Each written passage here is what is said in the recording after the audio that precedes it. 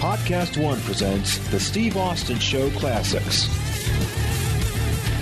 Yeah, I look back at some of the decisions I made, and I was pretty hot-headed back then, and I was always a business guy, and I was always there early, and I stayed late, but it's a different animal to deal with. Yeah. Now, I can see that now. Yeah. I didn't see it then. I was so far in the forest, I couldn't see the trees. It's, big time. And then here's another instance of why you even got deeper. So the first, before, it wasn't WrestleMania, it was a war to settle the score that started everything.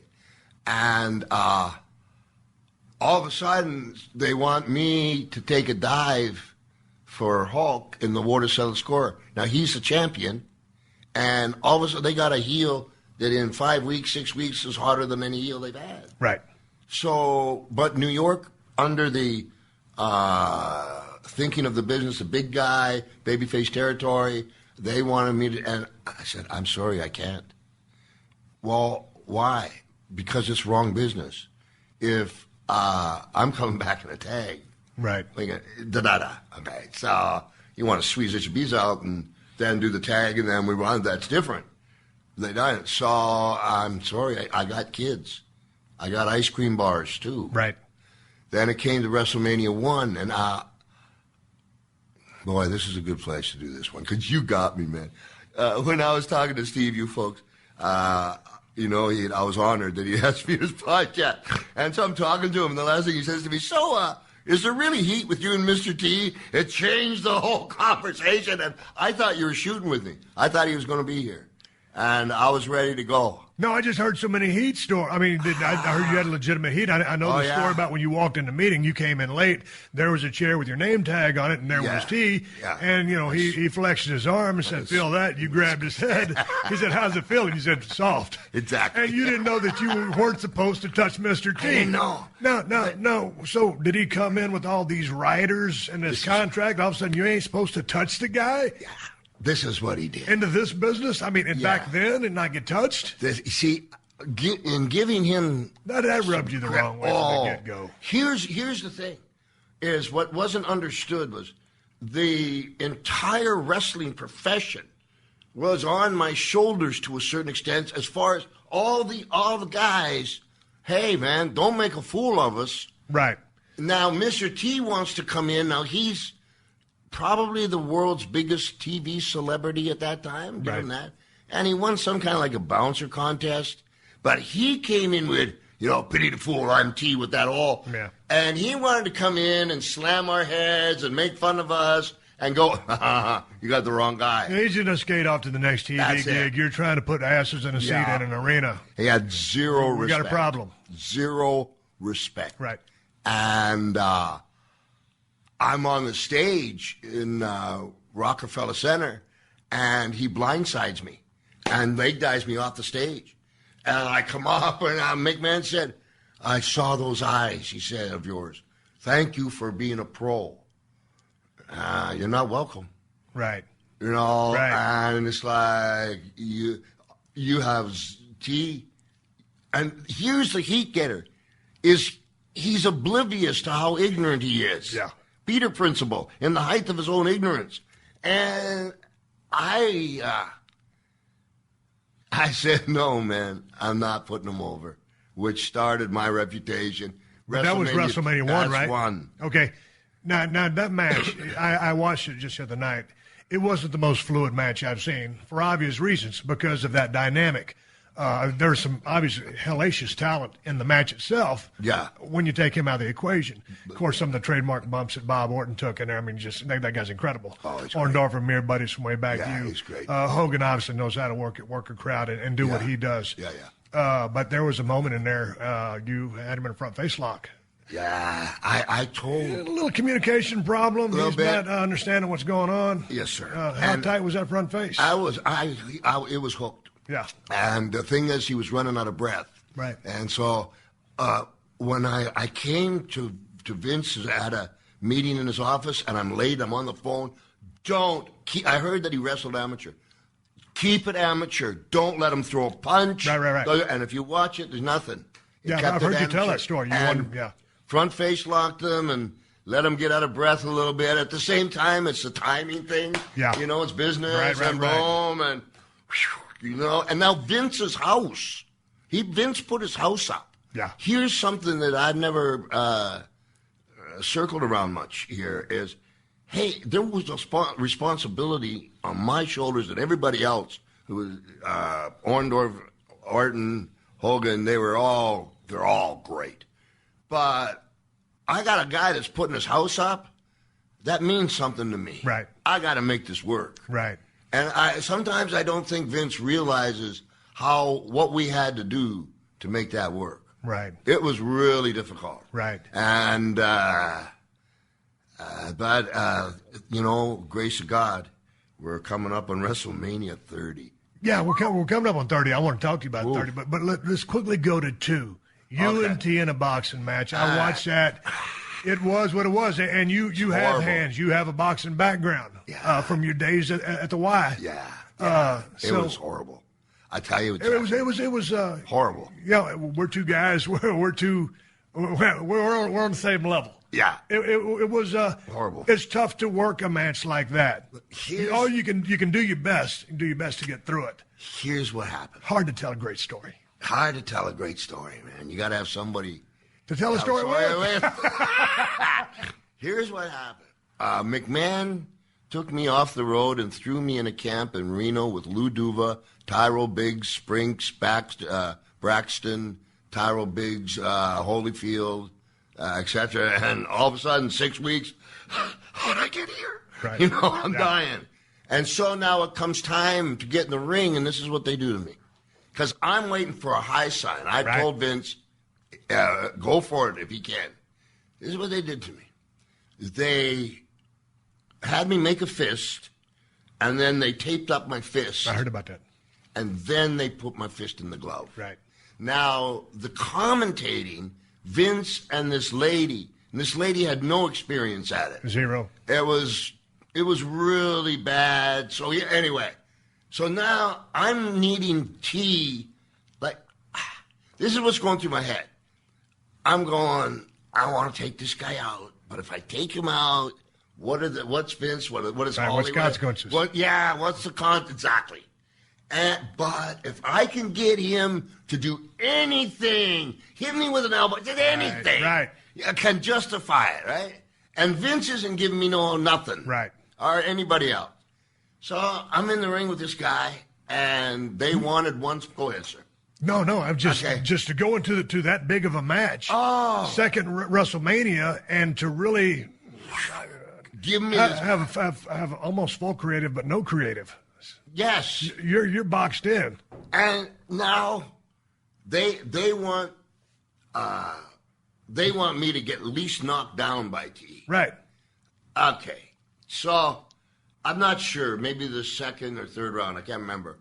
But all right, and what I was going to do was T was going to left hook me, and I was going to go through the ropes onto the floor. Yep. So I'm getting around to that piece of business, and all of a sudden I realize not only do I have thumbless gloves on, my fists, I got... You can't hook the rope? I can't hook the rope, and I'm kind of looking, and I'm I don't know, 7 to 10 feet. Yeah. And it's coming. Yeah. And here we go. And I just went for it. Well, he missed the left hook. Are you kidding me? You missed the punch? And I'm in flight. Okay. And I got back up in the next round. I took the stool and I threw it at him as hard as I could. Dude, you chuck that thing across the ring with force. That was a shoot.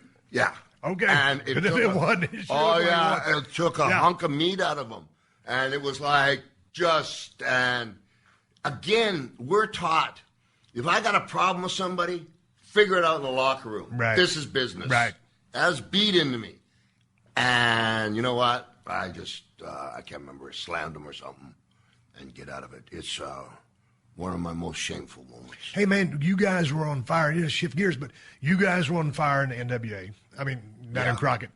and things are on fire. We'll talk about the dog collar match next time around. But I want to go back to where the business was as far as the lifestyle and selling tickets, because you guys had lit it up down there. NWA was on fire. Yeah. You get the call. You go to WWF, the big show. Yeah. And, obviously, when I came up 10 years behind you, WWF was always the big leagues. I think back in, pretty much almost the same ball game. Yeah, Charlotte was big. Atlanta was like worldwide. Yeah. If you did. But, it ended up being, WWF's the big leagues. So then you go there and, you have Hulkamania running as wild as it's running. You're obviously a gigantic part of that. So you guys are doing crazy business. Yeah. Like what was the mindset? Because you Orndorff, who's a friend of mine, my old hunting partner from my South Georgia days. I love him. I love Paul, too. Yeah. Oscar the Grouch. He is a grouchy guy in the mornings. And Bob Orton. Bob Orton's one of my favorite workers of all time. Yeah. So did you guys, you said you like to travel or sleep by yourself in your own hotel rooms, but you guys had been traveling together. Constantly. How was that? Three cool cats that were on the same page going down the road together. I'll tell you, as wrong as this may sound, I'll tell you what we finally had to do. There was like Bobby Orton, Morocco, Fuji. Yeah. We brought Bret Hart into it. Myself and Adrian, and a couple names that kind of what we finally had to do, because there was so much trouble, is every night somebody would pick surrender their room, and in that room, anything you wanted, but don't try to leave because we're all going to stop you. Right. And talk about some wrestling philosophy and whatever's going on, drinking a beer or whatever, 4 or 8 hours, the sun's coming up. Let's have another one. But if you tried to leave the room, we would all snatch you. Yeah. And if you caught that bad, that was our only way that we could figure out. And we were all trying to be dads, too. But and save our holy God. But the sessions then. Yeah. The knowledge. Right. Holy cow. It was, you can't get it anymore. But knowledge like that with the roster, the guys you just named. Oh. But once you guys are getting lit up and everything's going on, you have a very dynamic personality. I can only imagine that magnified maybe 100,000 times. Along with some very salty cats in their own right with a Mr. Wonderful, who I spent lots of time with. Yeah. Those ingredients in a room, Jesus Christ, had there been a camera rolling for some reality. Holy cow, baby Jesus. So once you got into a certain area, you're talking 4 to 8 hours into the night, and I was always kind of one of those guys that loved to be around the guys for a while. Yeah. Then I kind of like to do what I call my power walk and do my own thing. And I had a limiter. Yeah. And I was mainly on the drinking side, but I could delve into other areas. Yeah. And then I'm just speaking like it is, and we're not going too crazy, but all you cats in the room, and so then you turned up. How did you turn down? I never did. I was the worst of them all. Right. And if we put the background that we talked about, and then all of a sudden I'm back in New York, no one's going to take it from me this time. Right. And, I had it out with Schultz. I had many hallways with Jimmy Snuka. What happened with you and Schultz? Schultz is a bully. Yeah. And he thinks he's a tough guy. And he was, I tell you what, one day, we were in Poughkeepsie, and in the hallway, I hear this screaming, and Hogan's down on his tummy, and Schultz is riding him, and, kind of cross-facing him and screaming, "What are you going to do now? What are you going to do now?" The truth of it is, because of the hallway, Hulk couldn't get his arms out, right? Right. And he's making a big scene. Right. Yeah. He's got it, and he wants to brag it. And so later on, I was doing a promo with Oscar and Schultz, and I think 2 minutes and 54 seconds. And so...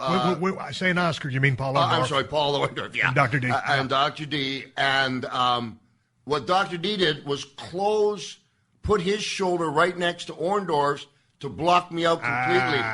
And they talked the entire interview with about 7 seconds left. I put one hand on Schultz, one hand on Orndorff, jumped over it and said, "Roddy Piper, giant killer." Now what do you want to do? And Schultz said, "Can I speak to you?" "You betcha." And we went behind the curtain.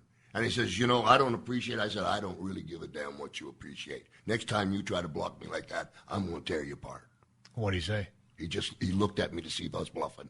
You weren't bluffing? No, sir. Right. So he left you alone. He went about his way. And he never blocked you again. No, sir. But that's sometimes you got to stand your ground, and many times, and it's survival of the fittest. I mean, and you're either going to get your stuff in or you're going to get smoked. That's right. So then you also mentioned Snuka. You had some come to Jesus moments with Snuka in the hallway. Oh yeah. I just thought, with the coconut thing, you've told that story a million times. Yeah. One of the most famous Piper pits of all time when you smash him in the head with the coconut. I get that in business, but I'm talking about. Here in a hallway, what was it do with you cats? I thought, man, you guys be like two peas in a pod doing business. No. Why? No. Okay, whoosh. When Vince and Hogan first started their play in the WWF, they couldn't get anybody over Snuka. He was so over. Right. So what they did is they put Snuka in a cage match against Morocco. And one of the most fantastic things I've ever seen. Snuka slams Morocco, and, 15, 20 minutes into it, climbs to the top of the cage, to the corner, got his little toes wrapped around it, does a full squat, then comes up with his hands like a swan leaning back, looks at the brother and goes, soars, and cameras are going off, and boom, boom. Holy cow. And he didn't pin Morocco. Morocco kicked out and went out the door, and that was finished.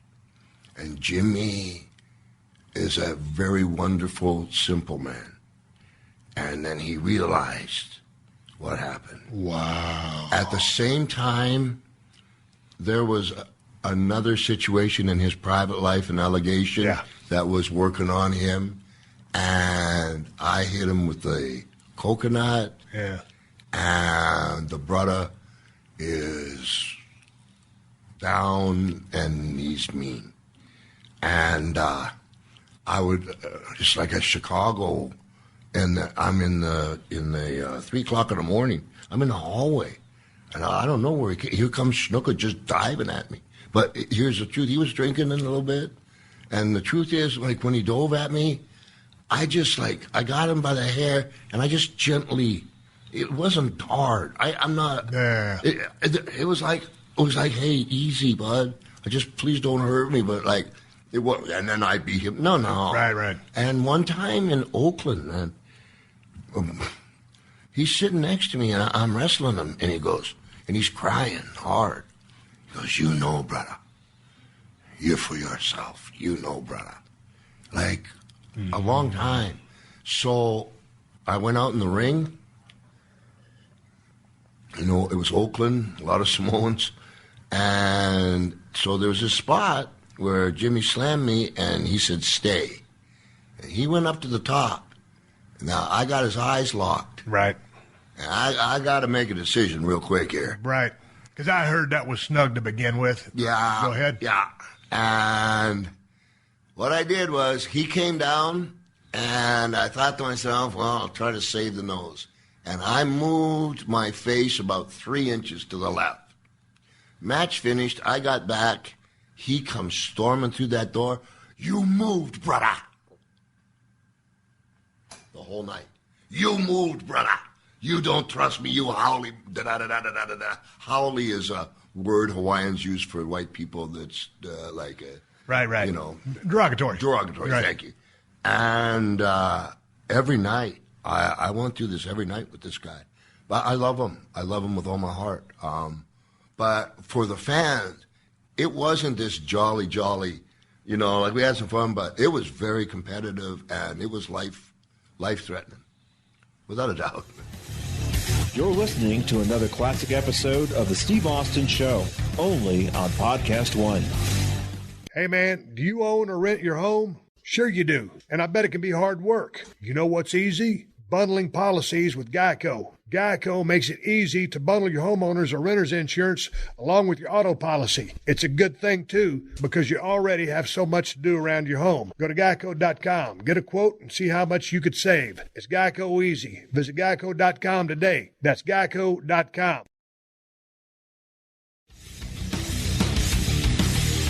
You brought up a name a while ago. No, first of all, before I move on, I saw the dive, the famous dive, and Mick Foley was there. You know, that's one of his stories. He was there. And I guess he hitchhiked a ride to get to the building. He was such a fan. But I forgot the finish of the match. He did not win the match with that splash. No, Morocco got out the door. Wow. And that's how they got. And then I did the coconut. Right. Boom. Brother comes down. And then the brother was doing Giazov's for me. Yeah. And it just got uglier. And then there was a lot of clicks then. Yeah, clicks. But then all of a sudden, when you're riding that momentum, because there was times, I turned down some favors one time, very famous night in Atlanta. I just no-showed. I mean, what a stupid thing to do. And I was in a different world back then, from Headspace. Yes, sir. And, the biggest regrets of my life, and I didn't handle my business like a man. But, when you get backed against the wall sometimes, or you feel like the company's trying to derail you, to slow you down, you do have to be about yourself. And I'm all about business. And just in talking to you, I know you're all about the business, but yes, sir, and doing the job at hand. But it's like when Hayden No Sir for Mr. T, I had the whole wrestling industry in my lap. I couldn't let him make a fool. You're repping the boys. Yes, and he's gone, and I as mad as everybody. I can't do it, guys. Right, and this is why I was hot. And my reasons didn't amount up to yours, but you mentioned a name a while ago, who's one of my favorites of all time. And the match that you had with Adrian Adonis, going back to the eye pokes. I loved Adrian's work. Holy cow. I loved his work as a heel. Yes, and great. you were the babyface at the time. And I think y'all's styles, y'all's chemistry, to me, and this is just talking from a veteran's eyes and a fan's standpoint, just said those guys had crazy chemistry. To me, I'm just guessing you loved working with Adrian Adonis. He thought I was his brother. When we were in L.A., when we were 22 years old, we were called the 22s. I had to pull him off Mil Mascara, stretching everybody. And he was an orphan. And so Adrian was a tough cat. Oh, yeah. Yeah. Oh, yeah. And he'd come up to me. He looked horrible. Big boy. And God bless him. He'd be in the gym. How do I look, Spikes? How do I look? Yeah. You look great, 80. Yeah. I mean, eat more tuna fish or anything you want. Right. But performing fool came from, I think it was either Rochester or Buffalo. Came from a little bit of a mobbish background. Right. And he loved me. He saved me a couple of times. But the one big time, we were in Poughkeepsie, and I was having issues, and I was hot. And he says, come here. He says, you know what's wrong with you? He says, you need to buy a house. Put your kids in it. I'd never had a house. Wow. I didn't understand. You living in Portland at the time? No. Where? I was living across from the Woodbridge Shopping Center in New Jersey. And I'd never had a home. Right. I still don't understand. My children, I made sure that they were raised one. But I don't have a place I grew up. I don't have. And so I don't know. So what happened? So I bought a home. Right. And all of a sudden, you're what? Again? Yeah. 4 kids. Really, Kitty? Right. It's the water. I'm not home that much. And that's thanks to Adrian. He's the last funeral I went to. I did the eulogy at his funeral. And, his wife was there. And I always used to tell Adrian, I still do to the guys, but I say, hey, I love you. And I meant it. And, he'd say it back to me, and she'd go, what's wrong with you guys? Yeah. And then I remember Adrian and I were talking one time, 80, and we were just talking, and he says, Pipes, when I die, I want him to throw a party. I want him, and I'm doing the eulogy, and it comes to my mind, and I said it, and the casket was closed, and the family was draped off, and from the lady, a sound of pain I can't mimic. Right. Oh. And then she came over to me, and she said, now I know why you guys said that. Right. And even when Adrian was doing the flower shop, he had the mini pearl hat with the price tag, big old dress on. He's the only guy that can go in drag, and it's just not in drag. Right. I don't know how to say that. And in WrestleMania 3, he made sure that I got over. It's him that did it, not me. It's him that did it. But the chemistry of that match, and then the time I think he was starting to get a little head of steam on you, or keeps the heat on you. Yeah, you hit him with the eye poke. I mean, it's like, and the way he sold it. It was like, he was great. It's one of my favorite matches of all time, and I think he takes a tremendous ass over tea kettle bump. Oh yeah, yeah, in the turnbuckle. Yeah, and he. So Brutus was down by the ringside. I'm not sure how he got there, but here's like it was a hair versus hair match. Now, I had one with Guerrero, and I lost, so I just had 5 more of them, Yeah. Nothing to lose, just keep rolling with it. But I learned one thing. It's really hard to cut a man's hair when it's wet. Right. Okay? So, as much as they think I was being a nice guy, I go, Brutus, you cut his hair. And that's how he became Brutus the Barber. Straight up shoot? Straight up shoot. I don't. You got it. Brutus the Barber. That's exactly how he got there. Yeah, but he was already out there with the shears. He wasn't Brutus the Barber to begin with. No, you see, I can't remember why he came out. I just watched his match the other day. I remember he came out with the shears and he hit him on the top rope. No, it was Adrian that had the shears. Because that's when we can't even talk about this on the air because people are going to watch YouTube and think how stupid we are. You had the match. You lived it. I watched it. We don't even know what's going on. And we're talking in the present. I love it. This is the kind of BS that you get on the Steve Austin Show. True, authentic audio whoop-ass coming from, I'll say it, from one of the greatest of all time, sitting 5 feet away from me. I love you. You're listening to another classic episode of The Steve Austin Show, only on PodcastOne. Support for this podcast comes from Pluto TV. Need an escape? Drop into Pluto TV for a world of free TV. Stream hundreds of channels and thousands of movies and shows all for free. Yeah, free. No subscriptions, no fees. Imagine 24/7 channels of Narcos, CSI, Star Trek, Survivor, and everything else from hit movies to binge-worthy TV shows, the latest news, live sports, comedy, and more. What are you waiting for? Download the free Pluto TV app for Android, iPhone, Roku, and Fire TV and start streaming now. Pluto TV. Drop in, watch free.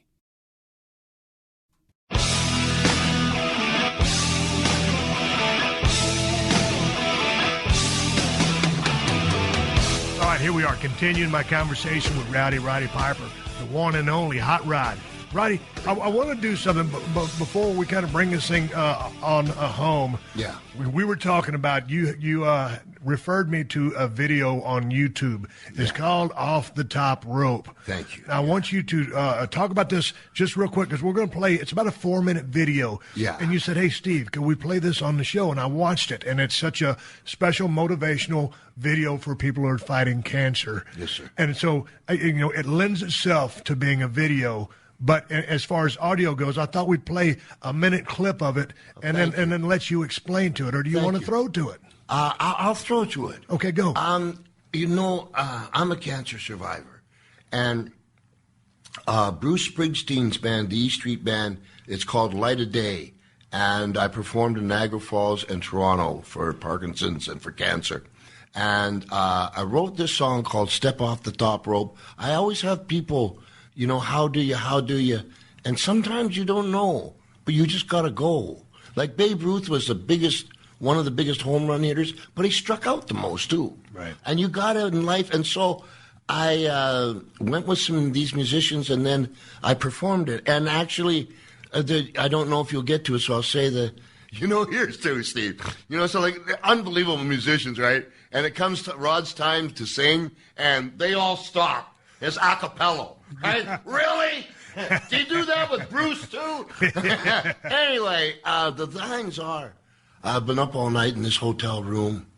I got my kids crying on the phone. That came from, I was teaching my youngest daughter Silent Night on the piano, but I was like 20,000 miles away. Right. Then I said, Rick Rude, Mr. Perfect, and Big Boss Man, they're up in heaven cheering me on. Because in Miami, really quick, in Miami one time, Kerry Von Erich, his right foot was amputated. Right, he still motorcycle crash. Yeah, and he didn't mind healing the room and taking his leg off.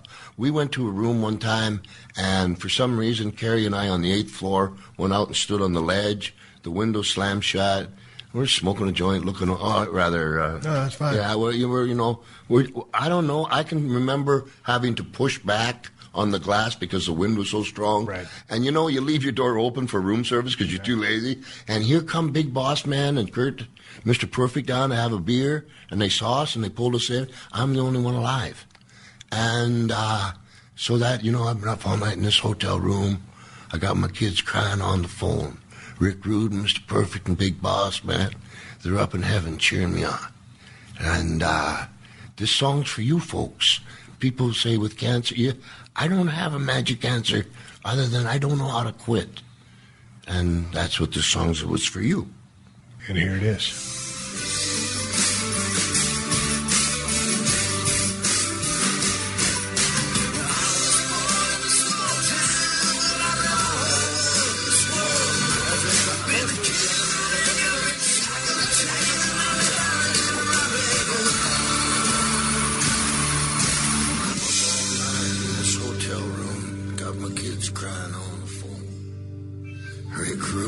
Perfect and Big Boss Man up in heaven cheering me on. See, this life is full of twists and turns, so follow your dreams and don't let up. Oh, you know this, step off the tightrope. Oh, you know this, step off the tightrope. Oh, you know this, step off the tightrope.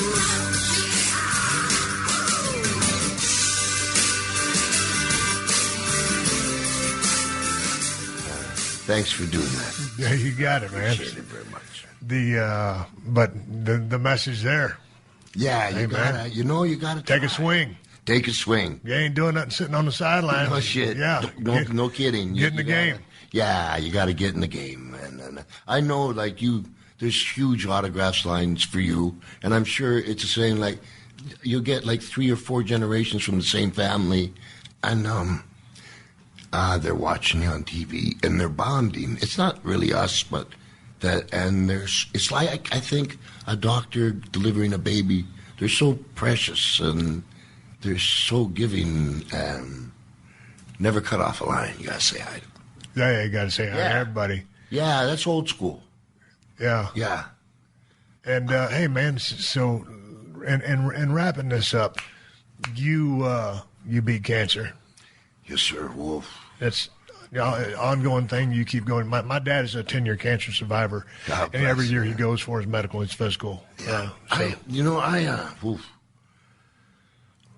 I was wrestling fans saved my life again many times. It's true, but in this one, it was called Cyber Sunday, and Flair was half the world champions, and they needed to pick a partner. The fans did, and there was Rhodes, myself, and Sergeant Slaughter. So I don't know whether it was worked or not, but, I'm the only one dressed up, and the other 2 guys, they got wrestling boots. I'm figuring this one out, with my brilliance. And, okay, boom, and the tag partners were off. We're in Glasgow, of all places, Scotland, and my hips wouldn't work, and I couldn't figure it out. And ended up going to the hospital, and there was a piece of bone sawn a nerve, and while they were in there, there's a lymph gland, and the guy saw it and got a biopsy, and I had lymphoma cancer. And so then that was found during the hip surgery. Yeah, not the hip, the back surgery. Back surgery, okay. Hip was in '94. Okay, so but that was lucky you had the surgery. It might have. I wouldn't have known it. Yeah. And I would have progressed. Yeah, right, big time. And lucky fluke. Lucky fluke. And my kids come to see me as a dad. So all my kids come. I'll make up the room. I was in room 910. Right. And how am I going to tell them their dad's got cancer? They're just little Yeah, the C word. Tough word. Oh, man. So something happened with great-grandma, and she just happened to be in the same hospital, and I was buying time. I said, go down and say hi to great-grandma. And they went, and about a half an hour later, they come back to cry. She died in front of them. Oh, and they're crying and crying, and I got to say. You still got to give them the news. Yeah, and so, but you know what it did for me? It's like, hey, they're dependent on you. Get up. And 3 days after all that stuff, I was doing a movie called Sweet 16 on MTV. And I just kept rolling, and I get checked when I can. So right now, you're on Twitter, Roddy, R_Roddy_Piper. Yeah. And your website is? RowdyPiper.com. And hey, you had the Rod Pod going back in the day. Are you going to get the pod going back again? I love you. I love you so much. See, this is for you folks listening. This is an example of a very accomplished gentleman trying to help another fella out, and make no mistake about it. It's exactly what he's doing. It's like Muhammad Ali did it to me one time when I was a kid, and he's just doing it because he's the pro that he is and the heart that he's got. I did a thing called Rod Pod in the Lovitz Club on Universal, and after 5 weeks, I was in the top 20 in iTunes. But the guys in the Lovitz Club, they got mad at each other, and one guy took his equipment and left, and, and there, another successful venture, right. So I was going to try to get her kicked up again, but I don't know what studio to go to and all that kind of stuff, so I'm going to seek around, and get the Rod Pod going again and tell stories and also do future stuff, Right. I like helping people now. A guy asked me, well, how do you want to be remembered? I just want to be remembered as a good dad. That'd be cool. Yeah, there's I would like to say that same answer, but I can't. I mean, I would like to, but it's not going to happen. I still try to go, I still try to do what I can. But anyway, not to get all sappy, but, it is what it is. But to hear you say that. It's not sappy. It's like they don't understand that that's all we got. But that is the thing. Family is all you got. I mean, if you ain't, and some people don't have families, but those that do and the ones that are splintered, you have those come to Jesus meetings and they work or they don't work. Yeah. And sometimes you can't force the issue. And so anyway, obviously my many shortcomings, living the life that I did, and we're not going to sit there and turn this to a piss and moan session. I had so much fun talking to you. Man, you're right in podcast. You're right in podcast territory. I can probably point you in the right direction. I love you. Hey, I love you. What about you? Got a movie coming up, or it's a documentary you're working on? Thanks, Steve. I love you so much. Okay, whoa. They've been shooting for 8 months all over the world, but documentary. But I don't like it. They show me where I'm not so, I'm out of control a little bit. I got a real. Yeah, but you know what? It's an ugly side. I hate it. I don't like it. Yeah, but this is called.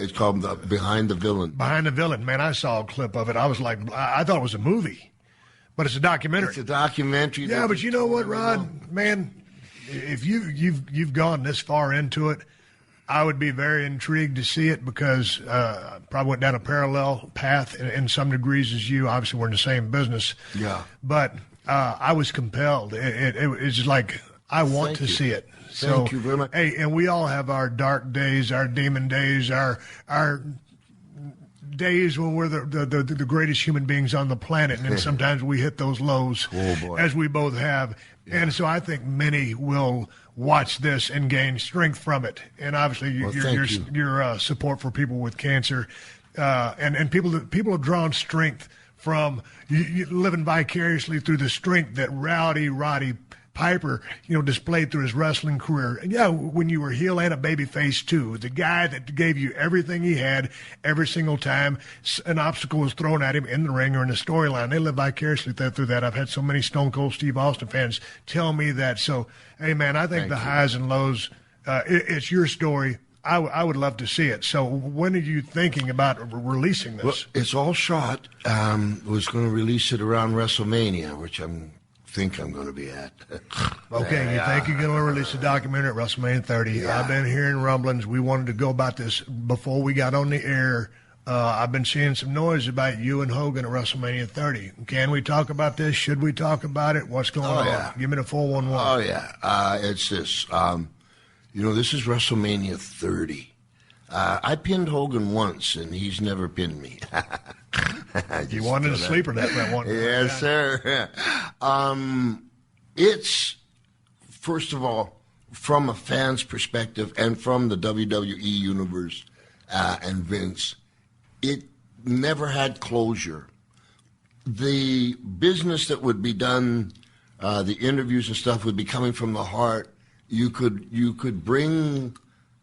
try to raise the bar of the WWE entertainment machine in our sport if they let us go toe to toe and don't script us. Then the fan will see really how it got started and why, and then they'll see the conclusion. They're asking, can I get in shape? I'm already in shape. They're asking Hogan, but there's a fear, I guess, of whether we can pull off the performance. You can, yeah. I think you can. I think so too. I wouldn't. Your style. You're a brawler. Yeah. And so Hogan's not going scientific. It's a brawl. It's a fight. Yeah. You don't need scientific wrestling. No. All you need is to go. I think you can do that, and I think to watch the magic from a promo standpoint, but also from everything that the WWE is doing now with launching WWE Network and taking care of their future business.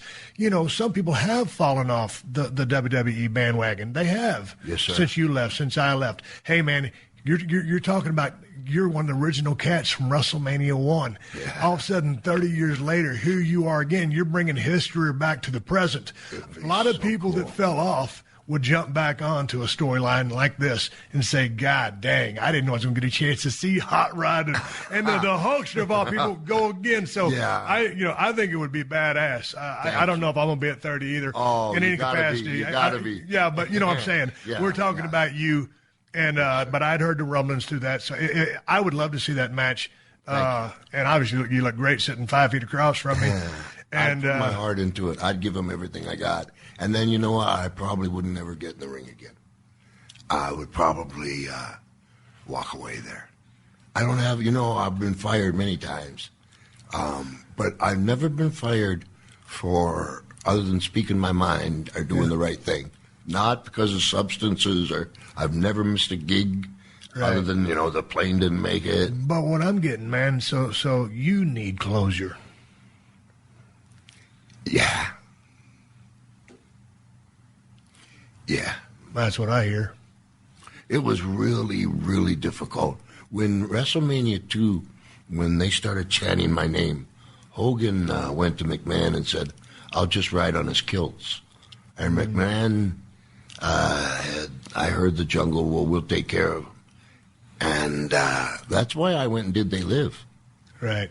I did They Live so I could come back through the front door. Right. They were going to try to snooker me. Right.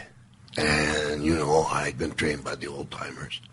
And, it's a part, like I said, they just left us down in the bowels of the garden. They didn't care. Right. And I need closure for my life. Needs closure. Hey, man, we're going to wrap it up on this. You know what, Roddy? You look at these 2 pages here, and now I didn't even scratch the surface. And I looked at these pages one time because you referred to a piece of business that I was going to cover. So I would love to have you back anytime you're in L.A. Just give me a yell because we covered so much, but we didn't cover nothing. I'm very honored. Yeah. You're a great guy, Steve. No, I appreciate you coming down here to be on the show. You're a great guy, and you're good for the business. I like the man that you are. No baloney. I like the man that you are, and I like what you stand for, because you know what, you're real, and I just for you guys out there that are trying to learn the business, I say the same thing to all. Wrestle with your heart. Put your heart there, be yourself. Everybody else is taken. Yeah. And Steve Austin, he gives you his heart. And he's from Texas. And I think you're wonderful. And I'm honored to be on here and would be on any time with you. Nice. Thank you, man. Thank you for joining us for another classic episode of The Steve Austin Show. Please leave a rating and review on Apple Podcasts and tell your friends. For more Steve Austin Show, go to PodcastOne.com. That's PodcastOne.com.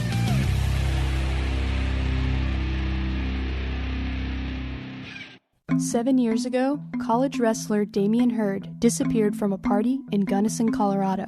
Everyone had been drinking or whatever, the usual party scene. When, how, and why he left are questions I need your help to understand. Nobody's heard from him. No, it's just like he disappeared. From Cold Case Productions and PodcastOne, Final Days on Earth, The Life and Death of Damian Hurd. I'm your host, Claire Sanema. Join me April 20th for the season premiere. Yo, what's good? It's your boy, Big Brother Jake, a.k.a. Jake Warner, my government name. Check it out. I host a show called the Big Brother Jake Podcast, and I've taken my talents to the biggest and baddest platform on the planet. That's right, baby, PodcastOne. My show is unique as I talk about everything.